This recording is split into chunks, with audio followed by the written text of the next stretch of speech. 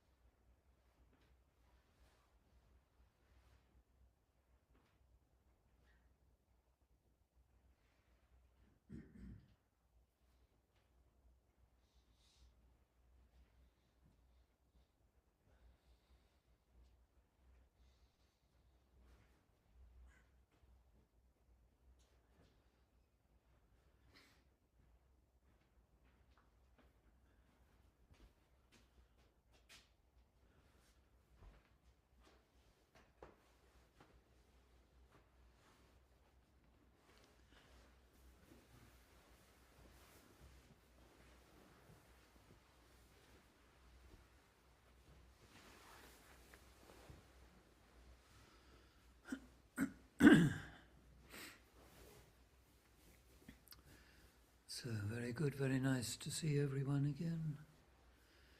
So please now, everyone compose yourselves. Take a good posture. Sit up nicely. Straight back. Be still. And stay still.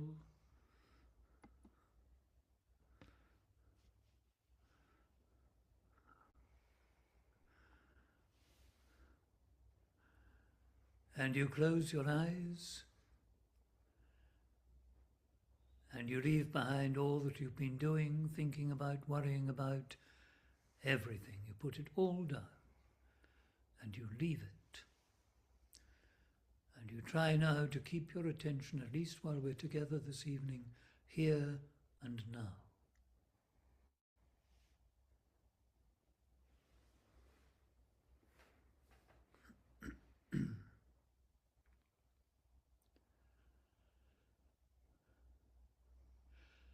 And we'll commence as usual by bringing to mind the Buddha, reminding ourselves of our great teacher and inspiration, recollecting his perfect mind. A mind that was absolutely clear of any kind of corruption or defilement, and even far away, far distant from any of that, any kind of greed, hatred, or delusion.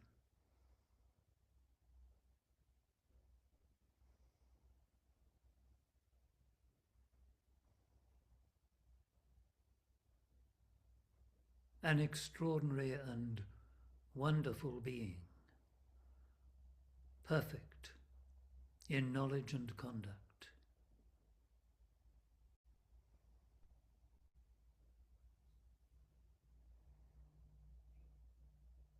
And with a mind too of infinite compassion.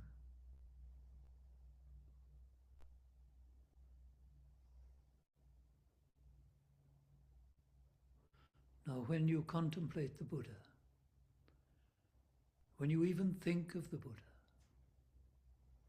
be inspired to cultivate your mind too, and free your mind of greed, hatred, and delusion, and overcome your suffering.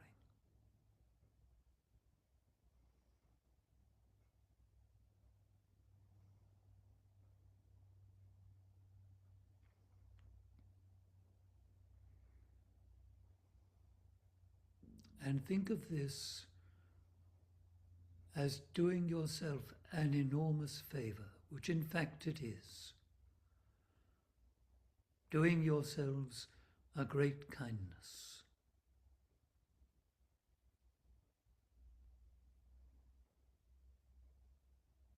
And as you proceed, remember to do so with a mind of loving kindness, caring for yourself, caring for others,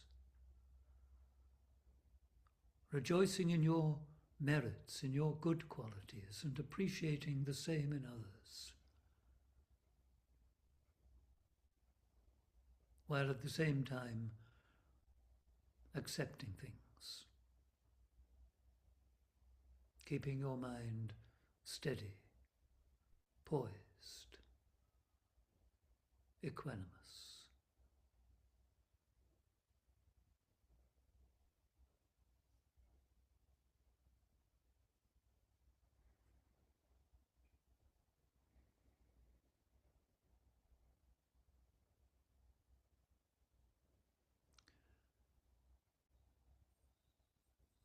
Now, before we go any further, let's just remind ourselves of the nature of our human condition.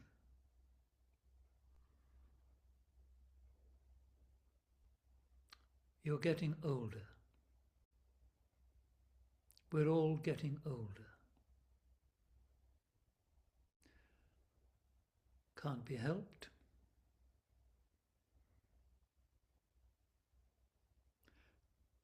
And we might become unwell at almost any time. Not a lot we can do about that either, except do our best to stay healthy and safe.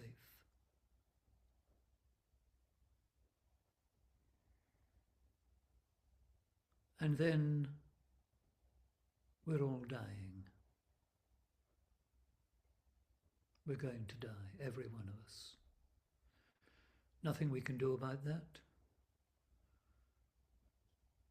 That's the direction our life is taking.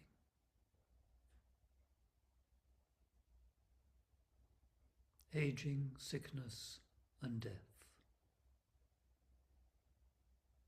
We have to face up to these. And hopefully when we do, they will add a little urgency to our practice.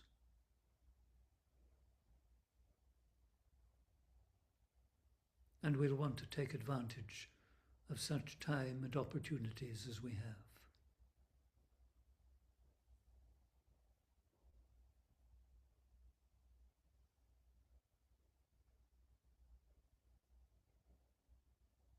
So,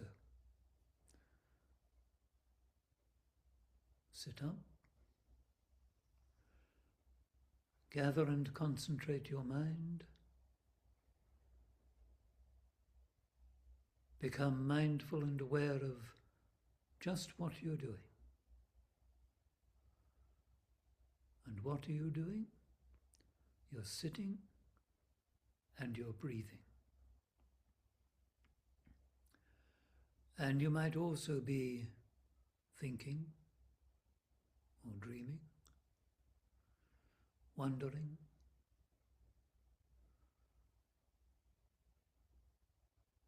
Let that go. And try just to be present with simply sitting and breathing.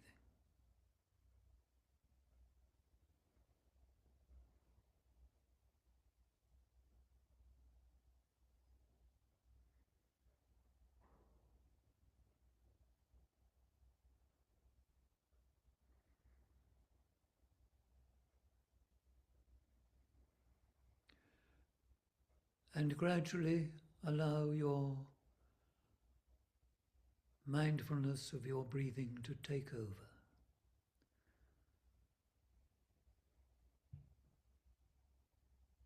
And be quite clear about how you know the breath, where you feel it.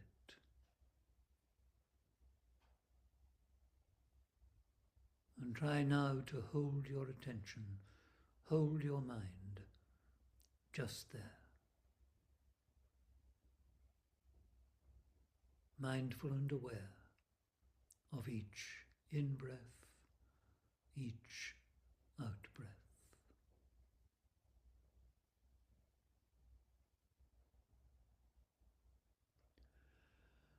Just keep your mind on the breath and be still.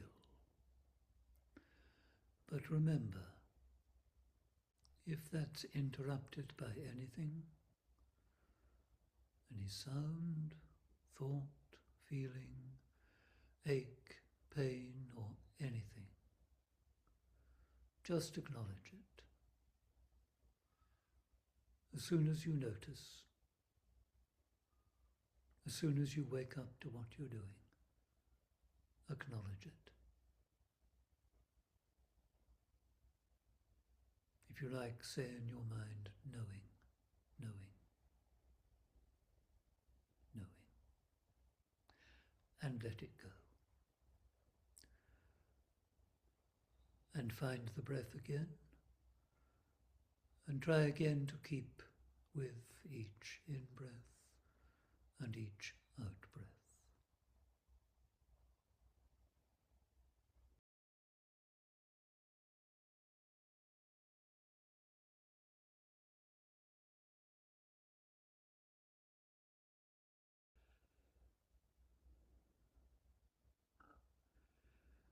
So please stay sitting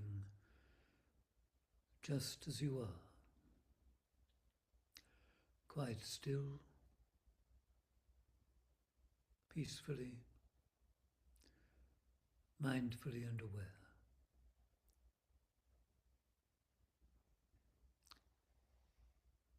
And while I'm talking, all you have to do is simply to listen. That's all.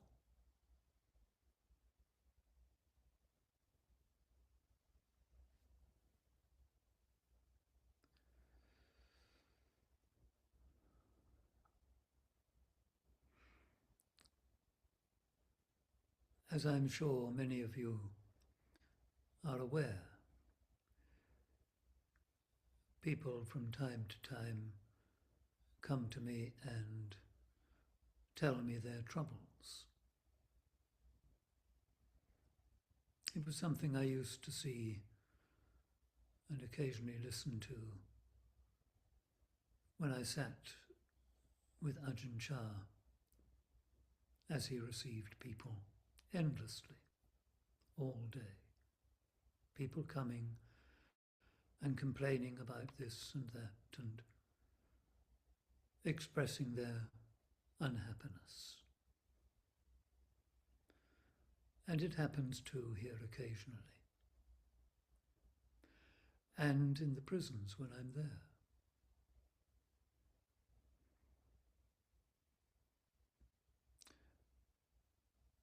And of course, as well as that, people inevitably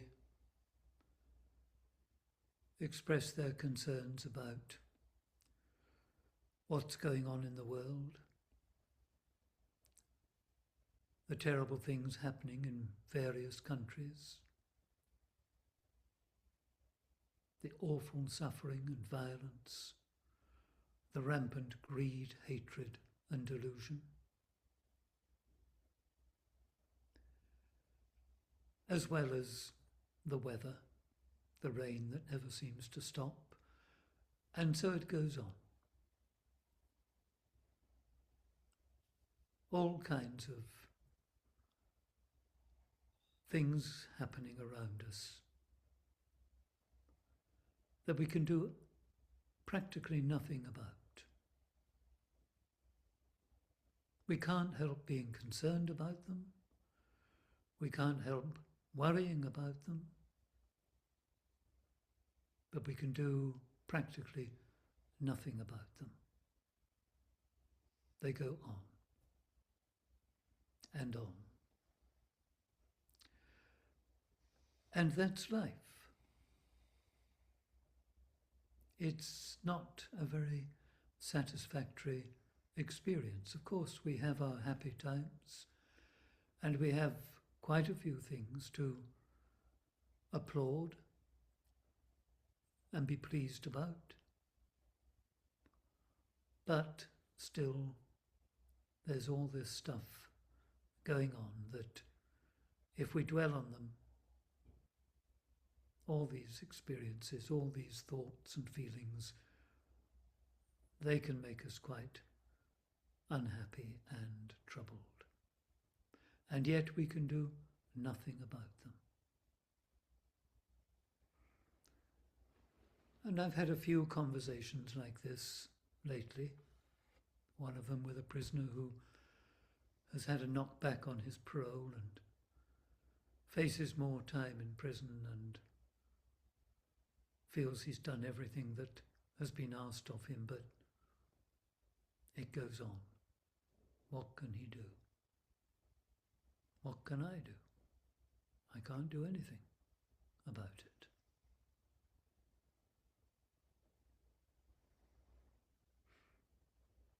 And these conversations remind me of that text, which is one of my favorites, in which the Buddha has a conversation with a certain king and says to him, "What would you do, great king, if a messenger came to you from the north, saying that a great mountain as high as the clouds was moving towards you, coming towards you, crushing everything in its path. And then another messenger came from the south, saying pretty much the same thing. And yet another from the east, and then one from the west, all with a similar message. Great mountains closing in upon you, crushing everything in their path. What would you do? What else could I do, said the king, but live by the Dhamma, live righteously, and do good and meritorious deeds. Even so, said the Buddha, even so aging and death are crowding in upon you. As aging and death are crowding in upon me, said the king, what else can I do but live by the Dhamma, live righteously, and do good and meritorious deeds? And then the king went on to say that he was so powerful. He had magnificent armies, war elephants. He had abundant wealth, all kinds of means by which he could overcome his enemies. And yet, he could do nothing about aging and death. All he could do was live by the Dhamma, live righteously, and do good and meritorious deeds. And that's it. All kinds of stuff are happening to us, around us, and all the time aging and death are crowding in upon us. And we could do nothing about that. None of us know how much time we have. None of us know when death will take us. But sure as eggs are eggs, aging and death is crowding in upon us. And all manner of unsatisfactoriness, dukkha, as the Buddha expressed it, is happening around us.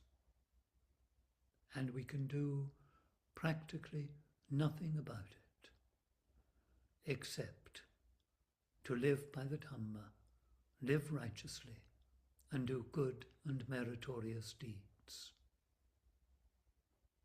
It's a powerful text. It's one I really like to read and to remember. Now, live by the Dhamma. What does that mean? It means take notice of what the Buddha taught, of the reality, the truth of our life. And first of all, the first truth is that of dukkha, the first noble truth, that we are subject to all manner of difficulties and suffering.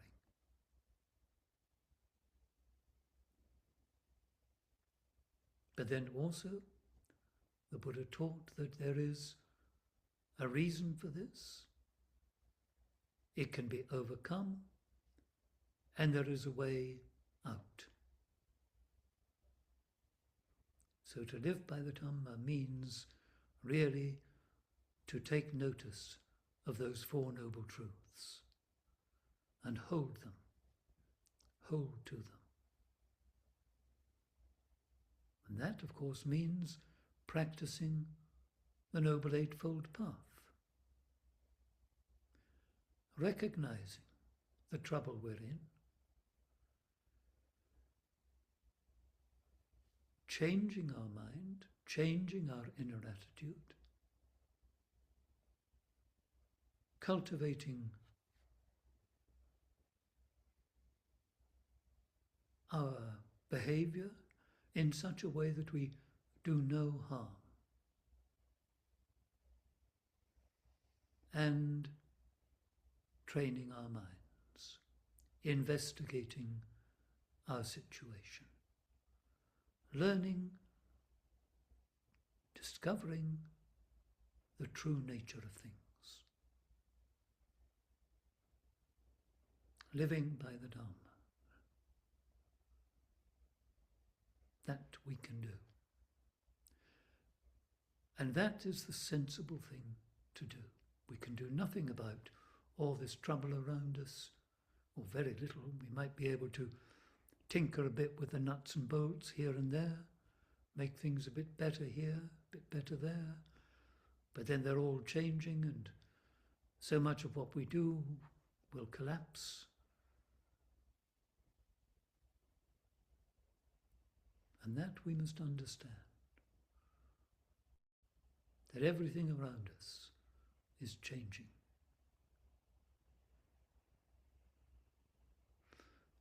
And everything that we experience can teach us, can inform us further about the nature of things, the true nature of things.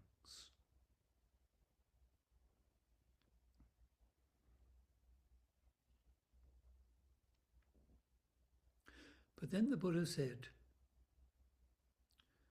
about living righteously.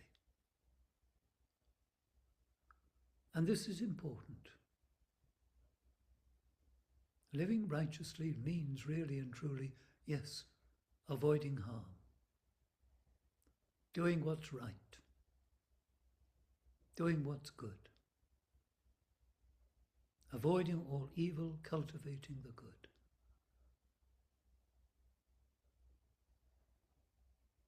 And then doing good and meritorious deeds. Doing what we can to improve things for ourselves and for others. We live together with other people.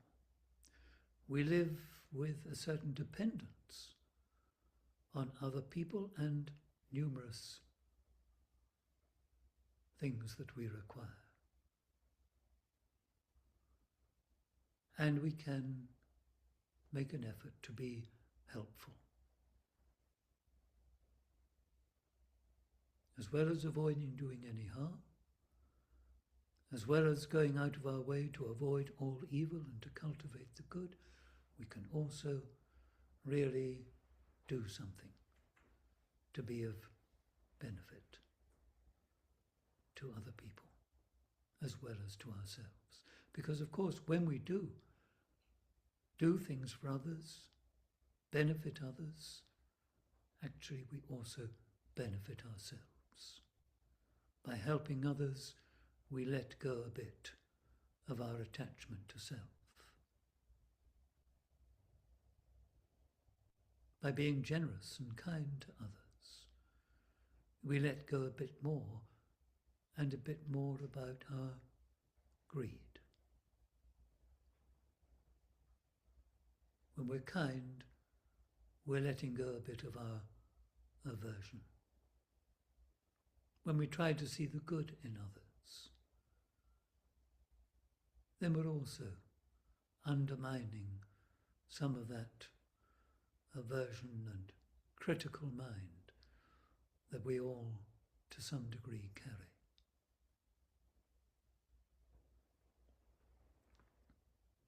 So this is quite a powerful teaching.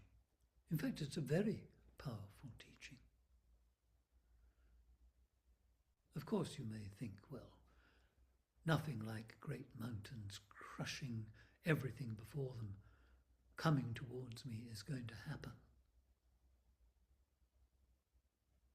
But aging and death are crowding in upon you. and misfortunes of various kinds are happening to you and around you. And life for all of us is far from perfect. And while we do have our happy times, they don't last. We can't hold on to anything, and all the time we're getting older. Aging and death are crowding in upon us. But we do have the opportunity to change ourselves, to change our minds, to change the way we see things. We have a great opportunity to free ourselves of what holds us down, to free ourselves of our greed, hatred, and delusion, these three terrible poisons that do so much harm. So please hold this image of these mountains in mind and do what you can to help yourselves and to live by the Dhamma, live righteously, and do good and meritorious deeds. And that's enough from me for tonight. So we'll sit for just a little while longer, just a few moments longer, and please bring to mind loving kindness for yourself and for all beings.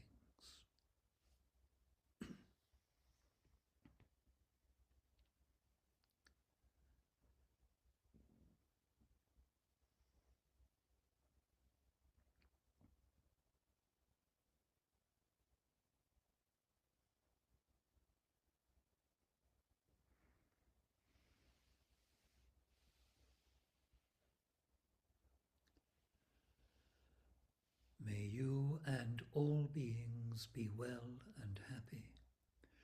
May you and all beings be free from all suffering. May you and all beings realize for yourselves the secure peace of Nibbana.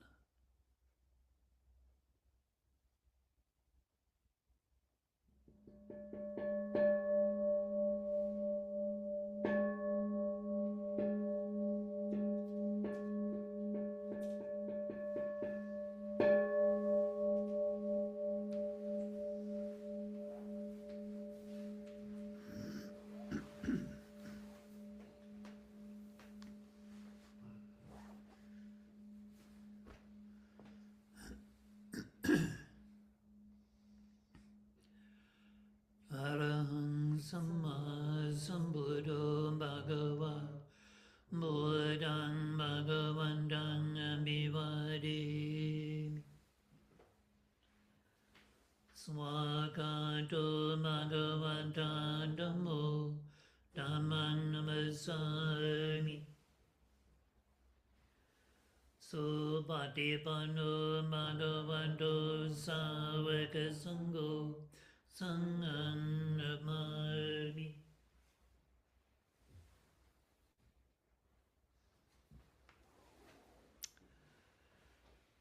So thank you all very much for coming. Very good to see you all. Have a good weekend, and I hope we'll meet again soon. Good night.